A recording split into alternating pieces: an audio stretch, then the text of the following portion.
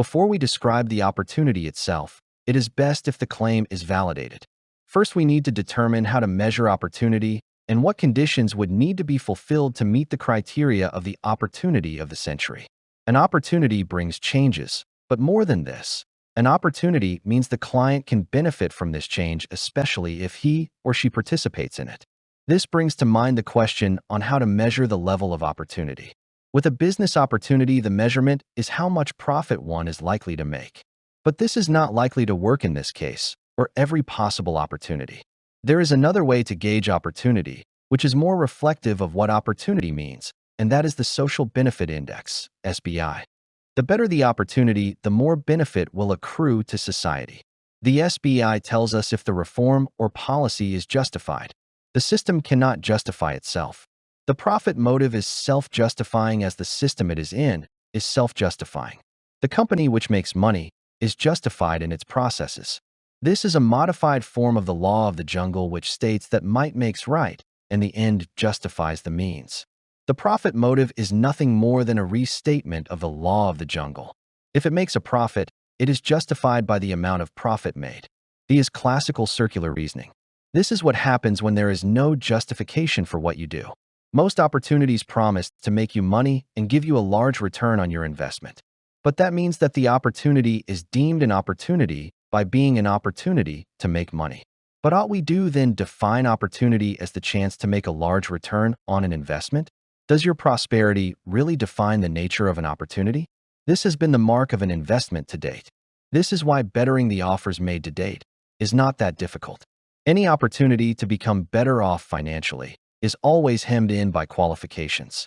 They are called externalizations or externalized costs. These are costs that make the bottom line of a business looks good, even when it might be facing insolvency. An impending court case might bankrupt the company, or perhaps its liabilities have accumulated to the point where it is no longer able to replace its capital assets. So, a poor opportunity is one in which the benefits all accrue to a limited pool, whereas the costs are spread out over a much wider population. This sums up all opportunities you have encountered to date. It's not a difficult standard to exceed. However, let's look at what a real or even great opportunity would look like. To have an opportunity implies there is a destination or achievement one is hoping to advance to. To have an opportunity is to have a predefined destination which the opportunity gives one a chance to progress towards. The greatest opportunity would require the greatest possible destination. This is perfection itself, which is alignment with the Holy Spirit. Perfection is the achievement of consciousness and the elimination of imperfection. However, if we are to achieve perfection, we cannot err. There is no path such that the path is strewn with error, yet leads to perfection. The perfect destination is found by means of the perfect path or process. We must eliminate error or imperfection to arrive at perfection. The world's greatest opportunity provides you with a perfect opportunity to perfect yourself. There is, ultimately, only one opportunity, and that is the one that leads you to perfection. But by the very nature of the opportunity, this is not an opportunity to fix others or to repair the lives of someone else.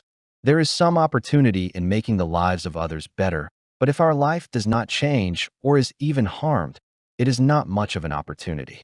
On the other hand, no one else can fix us. No one else can perfect us. This is something we need to do for ourselves. This is the world's greatest opportunity, the chance to fix our own problems, so we are not a problem to others. The a priori program is a way to eliminate the beam in our own eye. But to understand how this works, we need to understand what this beam is made of. To understand the nature of the blindness that impacts us, we have to understand the nature of opportunity when corrupted.